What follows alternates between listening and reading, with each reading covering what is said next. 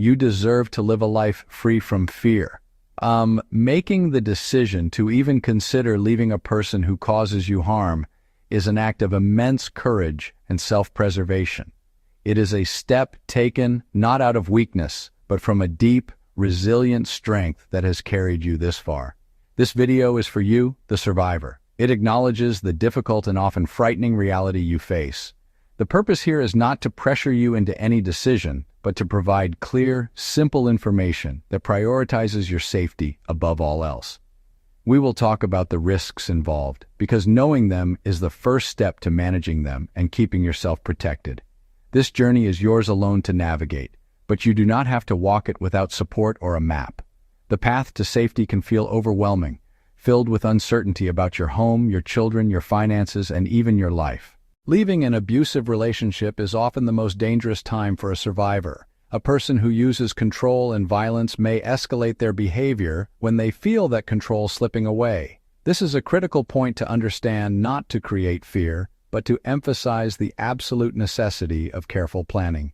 The person causing harm might increase their surveillance, tracking your every move, tracking your calls, tracking your messages.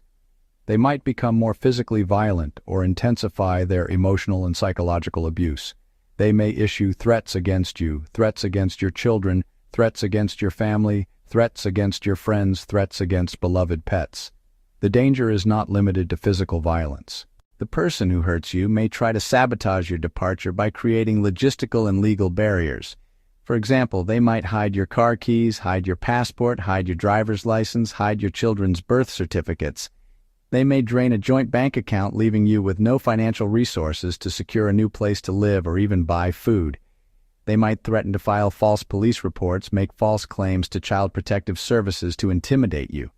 Understanding these potential tactics is not about predicting the future, but about preparing for possibilities so you are not caught off guard. Furthermore, the act of leaving itself can present a host of challenges that make you feel vulnerable and isolated. You may not have an immediate and safe place to go, especially if the person who harms you knows the locations of your close friends and family. You might also grapple with intense feelings of loneliness, doubt, guilt, which are common and understandable reactions to trauma and a major life change.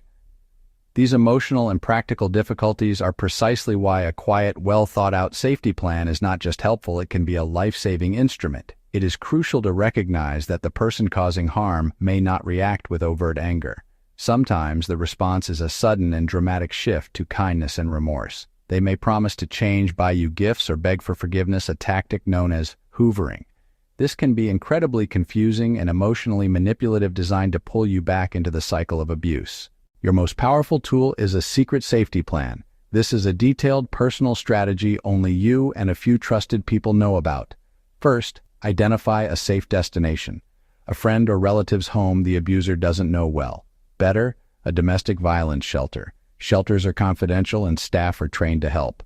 Write the shelter's address and phone on a small paper. Hide that paper in a shoe or sew it into a coat lining.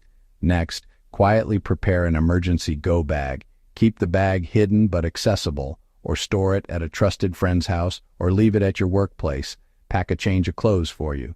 Pack a change of clothes for your children. Pack necessary medications. Pack a spare set of car and house keys. Pack some cash. If possible, include copies of important documents. Third, plan the logistics, the how and when. Choose the safest time, e.g., when the other person is at work or on an errand.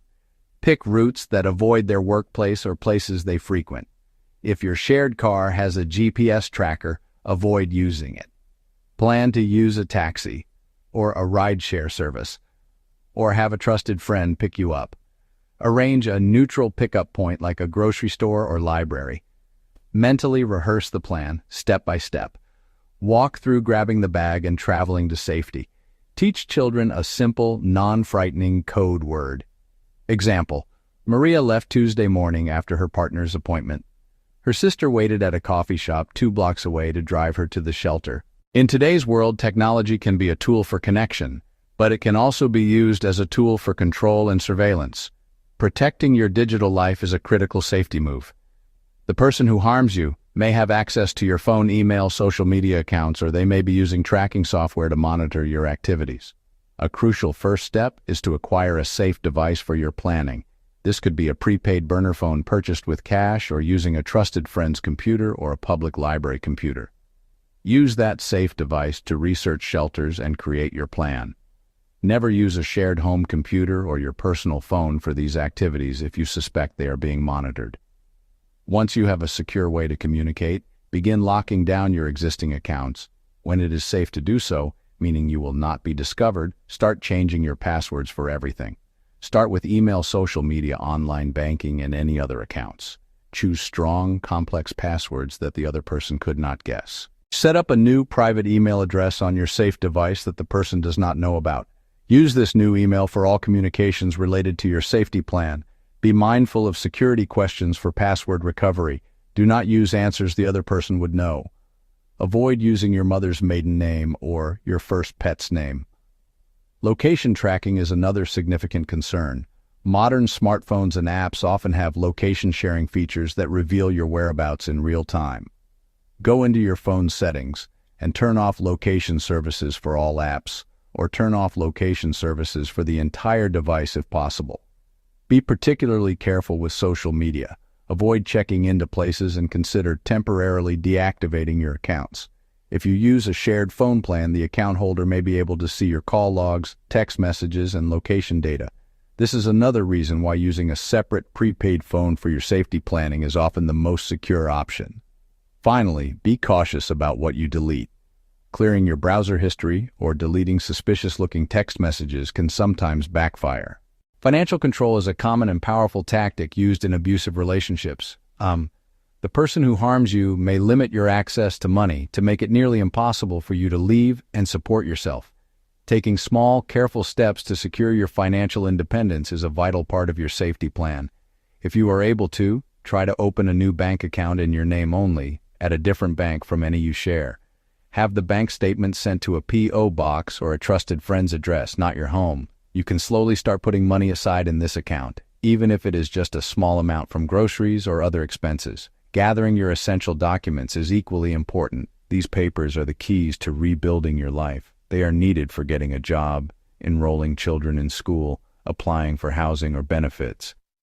Make photocopies of everything you can: driver's license or state ID, birth certificate, children's birth certificates, social security cards, passports, immigration or visa paperwork, bank statements, pay stubs, tax returns, and any court orders such as a custody agreement or a protection order.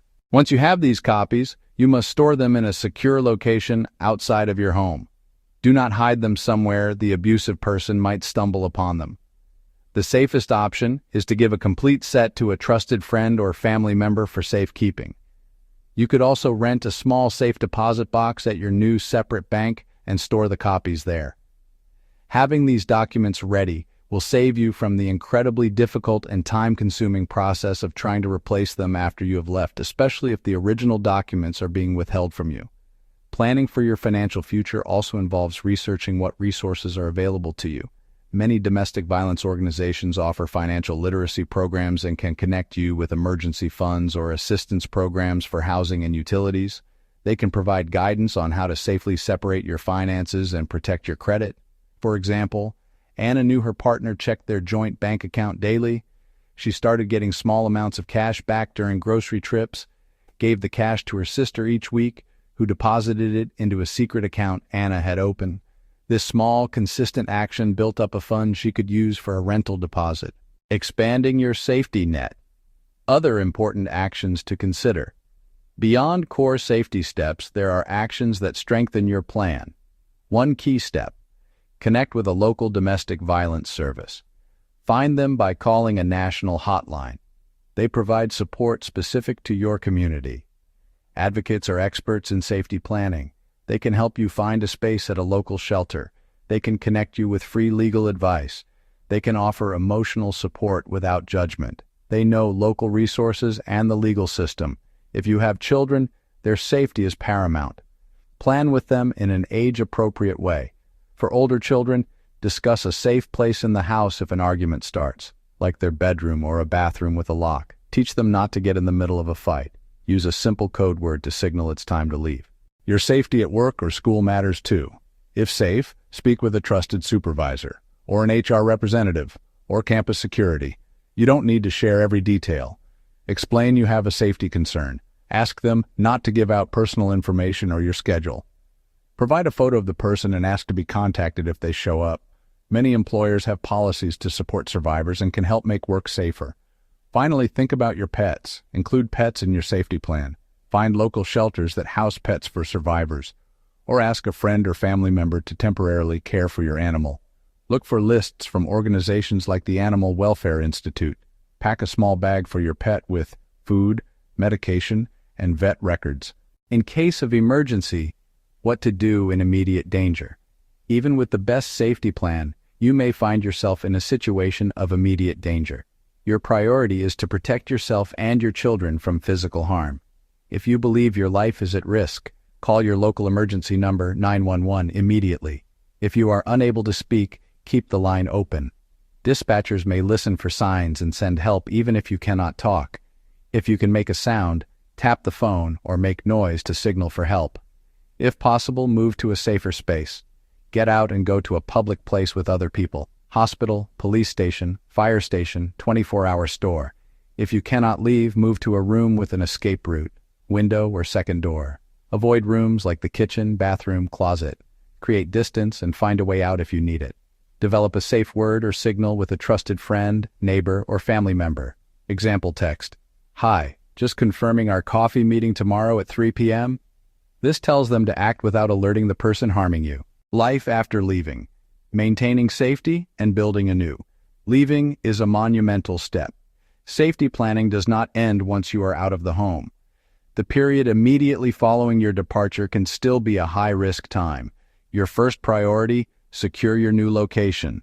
Moved into a new apartment? Change the locks on all doors and windows immediately. Staying in your old home? Change the locks on all doors and windows immediately. Ask for a police escort if needed, or get the help of a locksmith to do this safely. Reinforce sliding glass doors. Install a security system or add a simple door alarm. Continue to protect your privacy with fierce determination.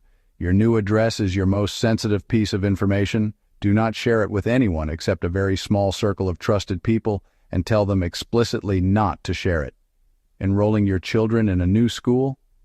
Give the school a copy of any protection orders. Instruct that only you or a designated safe person may pick up the children. Look into address confidentiality programs where available. Your digital safety remains crucial. Use a safe phone and email address. Regularly change passwords and check for trackers on devices, car, and belongings. Be extremely cautious about what you post on social media. Avoid posting anything that could reveal your location. Avoid photos in front of recognizable neighborhood landmarks.